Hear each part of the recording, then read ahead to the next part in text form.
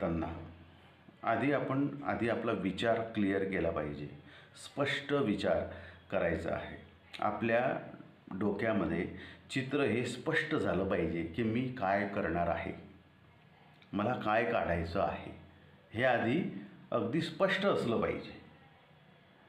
होतं काय की आम्ही सरळ स्मरणचित्र म्हटल्यानंतर आम्हाला जमत नाही म्हणून मोकळे होऊन जातो, कारण की आम्ही कधी डोक्याला ताण देतच नाही.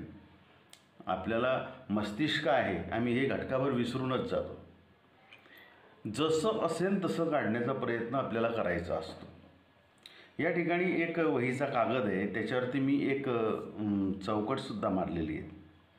या चौकटीमध्ये मी आधी रफ ड्रॉईंग करणार आहे.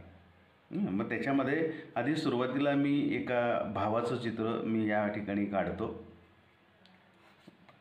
भावाचं चित्र असेल आणि नंतर मग बहिणीचं असेल. मग आता बघा, आधी काय करतो मी, फिगर काढताना मी तुम्हाला बऱ्याचशा गोष्टी त्या आधीच थोड्याशा सांगितलेल्या आहे की अंडाकृती आकार आपण आधी काढून घेतो, हा असा. नंतर मग हा मानेचा भाग येतो आणि नंतर मग या ठिकाणी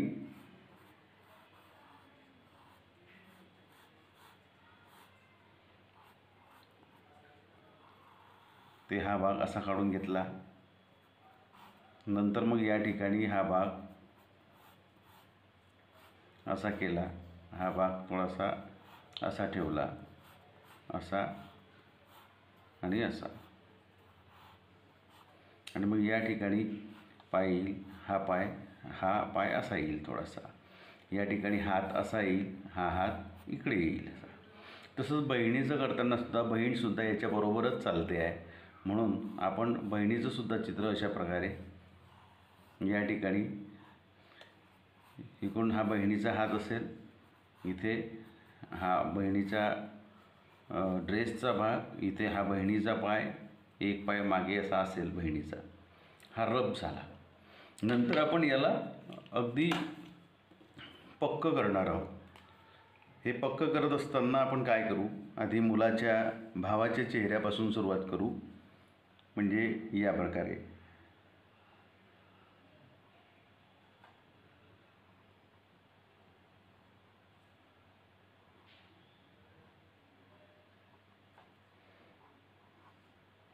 त्याची हेअरस्टाईल असेल, हा मानेचा भाग, हा कॉलरचा भाग असेल, हा हाताची बाही असेल आणि नंतर हा एक हात चालताना त्याचा असा पुढे आलेला आहे, असा पुढे आलेला आहे.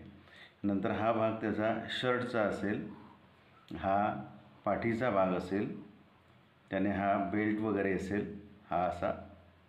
नंतर हा मागचा हात आपण अशा पद्धतीने काढू शकतो, हा एवढाच दिसेल. नंतर मग त्याने या ठिकाणी आपण एक दाखवूया की त्याच्या गळ्यामध्ये शाळेचं दप्तर असेल. आता मी ते थोडंसं या प्रकारे दाखवलं. तुम्ही सॅक दाखवता आली तर सॅकसुद्धा दाखवण्याचा प्रयत्न करा. मी या मुलाच्या गळ्यामध्ये हे दप्तर मी अशा पद्धतीने दाखवलं.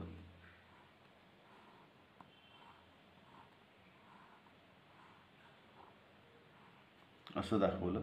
नंतर हा भाग इकडे गेला. नंतर इथे आता हा पॅन्टचा भाग दिसणार नाही, इथे डायरेक्ट हा पायाचा भाग आपल्याला असा दिसेल, कारण की तो भाग बाकी झाकला गेला. हे पायात सॉक्स वगैरे त्याने घातलेले आहे असे. आणि मग या ठिकाणी हा त्याचा शूज असेल असा. पॅन्ट याच्या मागे झाकली गेली. नंतर याच्या मागचा भागसुद्धा असा, फक्त या ठिकाणी आपल्याला हा त्याचा एवढा पाय दिसेल. इथे हा बुटाचा भाग अशा प्रकारे. हा झाला मुलगा. आता हे शर्टला सळ वगैरे पडलेले आणि ते आता शाळेमध्ये निघालेला आहे. हा इथे फक्त पॅन्टचा फक्त एवढा भाग दिसेल, हा जो दिसतो आहे एवढाच भाग दिसेल. आणि हा पॅन्टचा भाग दिसेल या ठिकाणी जो दिसतो आहे तुम्हाला तो. नंतर बहिणीचा तो सुद्धा असा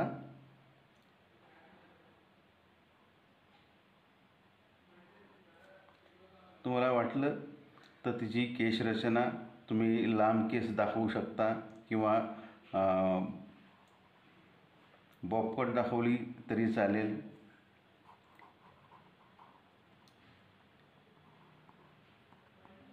मी ह्या लांब वेण्या अशा दाखवल्या तिच्या. नंतर या ठिकाणी तिचा डोळा. नंतर तीसुद्धा तिचा हात असा थोडासा पुढे चालताना पुढे आलेला आहे ताईचा हात, किंवा त्या हाताने ते काहीतरी निर्देशन करते आहे, दाखवते आहे अशा प्रकारे. आणि हा तिचा मग या ठिकाणी युनिफॉर्म असा येईल. आता खरं म्हटलं तर स्मरणचित्र हे स्वतःच्या स्मरणाने काढायचं असतं. ते खऱ्या अर्थाने काढून द्यायला नकोच खऱ्या अर्थाने, पण तुम्हाला ते मी सांगतो आहे की कशा प्रकारे काढावं काय नाही, या पद्धतीने मी तुम्हाला समजावून सांगतो आहे. फक्त एवढाच भाग आहे, ते तुम्हाला जमलं पाहिजे. असे हे दोन. आणि या ठिकाणी ताईचा पाय असा, तिने सुद्धा सॉक्स घातलेले आहेत, तिची ही ज्युती असेल अशी. एक पाय मागे असा दिसेल ताईचा, इथे सॉक्स असेल. ह्या सगळ्या गोष्टींचा विचार आपल्याला करता आला पाहिजे चित्र काढताना. आणि हा मागे फक्त हा फ्रॉकचा भाग दिसेल. आता ह्या दोन फिगर आपण काढलेले आहेत. एक हात तिकडच्या बाजूने आहे, त्यामुळे तो आपल्याला काही दिसणार नाही. तिने या ठिकाणी काहीतरी फुलं वगैरे असं काहीतरी माळलेले आहेत आणि ते दोघं चालले आहेत. आता शाळा आपल्याला दाखवायची आहे, ती नेमकी कुठे आणि कशी दाखवायची ते आपल्याला कळलं पाहिजे. दोन फिगर तर आपण काढल्या, पण आता निसर्ग आपल्याला थोडासा दाखवायचा आहे. तर ती शाळेत जात आहे, रस्त्याने चाललेले आहेत हे आपल्याला दिसलं पाहिजे सगळ्यात महत्त्वाचं. म्हणून आपण काय करूया की आधी हा रस्त्याचा भाग क्लिअर करून घेऊ. हा शाळेचा रस्ता आहे. आता ह्या रस्त्याने इथे काहीतरी रस्त्याच्या बाजूने माती वगैरे असेल पडलेली, किंवा मातीचे ढेगूळ पडलेले असतील असे, आणि त्याच्यावरती असे हिरवळ वगैरे असेल. ही आपण हिरवळ दाखवतो आहे. काही रस्त्याच्या कडेला झाडं झुडपं असतात ना, ती झाडं झुडपं आपण दाखवतो आहे अशी. या ठिकाणी एखादं झाड असेल, अशा प्रकारे एखादं झाड दाखवा छानपैकी.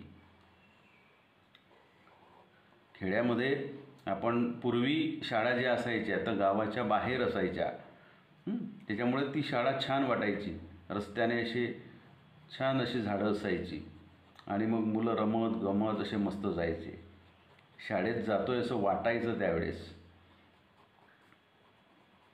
आणि निसर्गाचा अभ्यासही त्यात होत जायचा, निसर्गाचं सान्निध्यसुद्धा त्यामध्ये नेहमी लाभत राहायचं. आता शहरातल्या शाळा कशा असतात तुम्हाला माहितीच आहे की पुरेसं ग्राउंडही नसतं, काहीच नसतं. तसं या ठिकाणी एखादं झाडाचा एक असा भाग येईल, एखादं बारीकसं झाड असेल किंवा लांब उंच असं झाड असेल, त्याचा पालापाचोळा फक्त थोडासाच दिसेल आपल्याला या ठिकाणी, जास्त काही दिसणार नाही. आणि मग या ठिकाणी सर्वात महत्त्वाचं म्हणजे ही वाट आहे ही अशी वाट आलेली आहे. आणि इथे ही वाट अशी आल्यानंतर या वाटच्या या बाजूने सुद्धा हे आता छोटं छोटं दिसेल आपल्याला. दूर ज्यावेळेस आपण बघतो तर त्यावेळेस हे सगळं बारीक बारीक दिसायला लागतं असं. मग या बाजूला सुद्धा काही झाडं असतील, तुम्हाला जर दाखवता आली तर दाखवण्याचा प्रयत्न करा. झाडासारखं असतं, फक्त ते झाड आहे असं वाटलं पाहिजे, हे सगळ्यात महत्त्वाची गोष्ट. अशा प्रकारे हे झाड आपण केलं. नंतर तुम्हाला वाटेल की अजून एखादं दुसरं झाड आपल्याला दाखवायचं, तर आपल्याला शाळासुद्धा दाखवायची आहे, तर हे आपण दुसरं झाड दाखवण्याचा प्रयत्न या ठिकाणी करू. ते त्याच्यापेक्षा थोडंसं छोटं आहे. आणि मग आता इथे आपण शाळेची बिल्डिंग या ठिकाणी दाखवतो आहोत. ती दूर आहे, त्याच्यामुळे ती आपल्याला लहानच दिसणार आहे.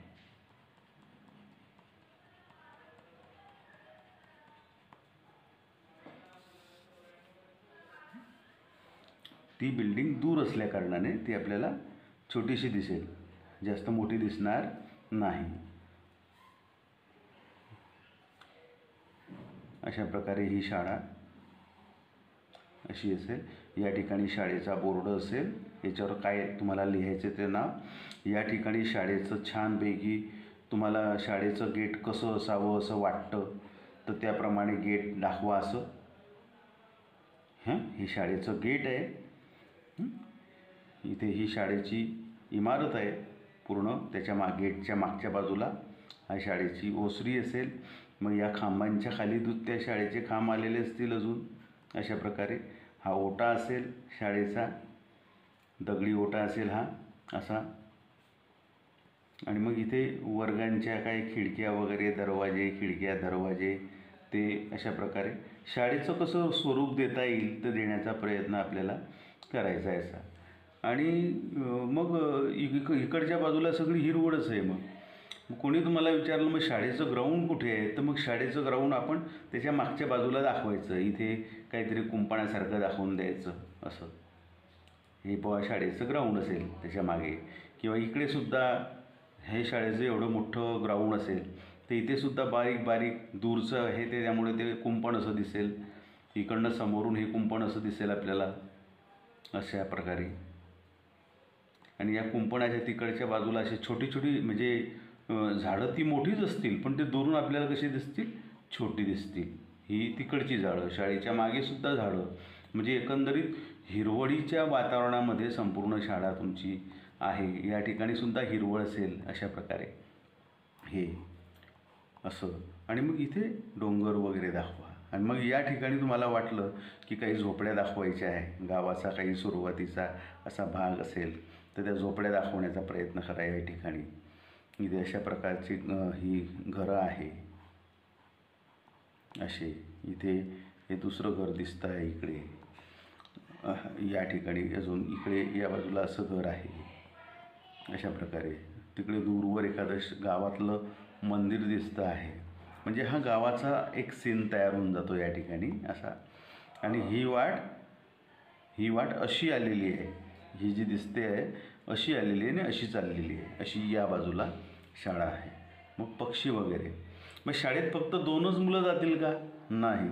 मग म्हणून या ठिकाणी सुद्धा एखाद्या काही फिगर शाळेत जाण्यासारख्या आपल्याला वाटल्या पाहिजे. इथे सुद्धा काढण्याचा प्रयत्न करून टाकायचा. इथे एक मुलगी आहे, ही शाळेत चाललेली आहे समजा अशी. तिच्याबरोबर दुसरी मुलगी असेल. वाटलं पाहिजे की ते चालले आहे शाळेमध्ये असे. इथे छोटे दिसतील ते एकदम. मग इथे छोटे मुलं असतील. या ठिकाणी छोटी मुलं खेळत असतील समजा. ते फक्त वाटलं पाहिजे आपल्याला की इथे मुलं उभे आहेत, गप्पा मारता आहे, काय आहे ते अशा प्रकारे. तर या ठिकाणी हे मुलं समजा हे शाळेत चाललेले आहेत अशा प्रकारे. या ठिकाणीसुद्धा इथे हे शाळेत जाणारी मुलं दाखवा इथे. आणि मग इथेसुद्धा एखादा हिरवळीचा भाग दाखवा. इथेसुद्धा गवत वगैरे असेल. त्या गवतावरती छान फुलं, बारीक फुलं असतात बघा, त्या फुलं दाखवण्याचा प्रयत्न करा. हा मातीचा भाग असेल काही, या ठिकाणी दाखवा. तर अशा प्रकारे हे जे चित्र या ठिकाणी रेखांकन तयार झालं तर हे शाळेत जाणारे भाऊ बहीण हे अशा प्रकारे रेखांकन करून घ्यायचं. मी पेन्सिलीने फक्त कच्चं ड्रॉईंग केलं आणि नंतर डायरेक्ट पेनाने मी पक्कं करून टाकलं. म्हणजे तुम्ही आधी हे ड्रॉईंग पेन्सिलीने जरी केलं आणि मग नंतर पेनाने त्याच्यावर गिरवलं तरी चालतं. आणि ते गिरवल्यानंतर मग त्याला बॉर्डर करा छानपैकी. ती बॉर्डर केल्यानंतर मग आपण ही जी चौकट आहे ती व्यवस्थित आपण जरा पेनाच्या साह्याने किंवा स्केच पेनच्या साह्याने. आता हा जो पेन आहे माझा मार्कर पेन आहे. मी मार्कर पेन या ठिकाणी उपयोगात आणलेला आहे. तुम्ही डायरेक्ट नाही तुम्हाला मार्कर पेन घेता आला तर स्केच पेन जरी वापरला तर तरी चालेल. पण मार्कर पेन वापरला तर आपल्याला पुढची जी मेथड शिकायची आहे रंगवायची ती खूप सोपी जाईल. मार्कर स्केच पेनही जवळजवळ तेवढ्याचाच येतो आणि मार्कर पेनही तेवढ्याचाच येतो. मला वाटतं काहीतरी 10-15 रुपयाचा marker pen, permanent marker pen येत असतो. म्हणून आपण शक्यतो मार्कर पेनच घ्या. आणि पूर्ण पेन्सिलीने व्यवस्थित ड्रॉ केल्यावर मग त्याला व्यवस्थित गिरवून टाका आणि मग आपण याच्यावरती वॉटर कलर कसे वापरायचे ते मी तुम्हाला शिकवणार आहे. आपण रंगवता रंगवता शेडिंग कसं करायचं ते तुम्हाला शिकवणार आहे. सुरुवातीला पहिलं चित्र काढताना तुम्हाला असं वाटेल की सर मला तर हे जमणार नाही. हे बघा, आपण प्रयत्न केल्याशिवाय कोणतीच गोष्ट कधी आपल्याला जमत नाही. लहानपणी जन्म झाल्यानंतर मूल लगेच धावायला लागतं का? नाही. ते असंख्य वेळा जमिनीवरती पडतं. ते पडतं म्हणून चालायला शिकतं. ते चालायला शिकतं म्हणून धावायला शिकतं, आहे की नाही? म्हणून आपण हळूहळू शिकायचं आहे. आपल्याला एवढी घाई नाही आहे. पण आधी तुम्हाला वाटलं की 2 कागदांवरती आधी प्रॅक्टिस करायची, करून घ्या. 2 कागद खराब झालेले चालतात आपल्याला. आणि मग फायनल बुकवरती सुंदर काम करण्याचा प्रयत्न करा. तुम्ही जे कराल ते एकदम उत्तम आणि चांगलंच करण्याचा प्रयत्न करणार आहे. एखाद्या चित्रकाराने चित्र काढावं तशी अपेक्षा मला तुमच्याकडनं नाही आहे. तुमच्या स्मरणामध्ये जी गोष्ट जशी आहे तशी मांडण्याचा प्रयत्न करा आणि चांगलं चित्र काढण्याचा प्रयत्न तुमच्याकडून असू द्या. सुरुवातीलाच तुमच्या मनामध्ये असं काही असू देऊ नका की मला येत नाही, माझ्याने होत नाही, मला जमत नाही. असं म्हटल्यानंतर आपण काय करतो की आपलं मस्तिष्क लॉक करून टाकतो, मस्तिष्काला कुलूप लावून टाकतो आणि चाबी फेकून देतो आणि वेळ येते तेव्हा चाबी आपल्याला सापडत नाही. म्हणून मस्तिष्काला कुलूप लावायचं नाही. म्हणजे मला येत नाही, माझ्याने होत नाही, मला जमत नाही असं म्हणायचं नाही. जसं जमेल तसा काढण्याचा प्रयत्न करा. फक्त काळजी घ्या की ते जे मुलगा आणि मुलगी जे काढणार ना ते आपल्या पृथ्वीवरची वाटली पाहिजे. एलियन वाटायला नको. नाही तर ते हात अगदी गणपतीच्या सोंडेसारखे वागतात, काय कुठल्या कुठेच होतं. तर एवढा विचार तुम्ही करू शकतात की मुलगा कसा असतो, मुलगी कशी असते, मुलाचे हात किती ठिकाणून वागतात. ह्या सगळ्या गोष्टींचा विचारपूर्वक विचार करून मग हे रेखांकन करायचं आहे. आजच्या दिवशी आपण फक्त रेखांकन एवढंच शिकणार आहोत.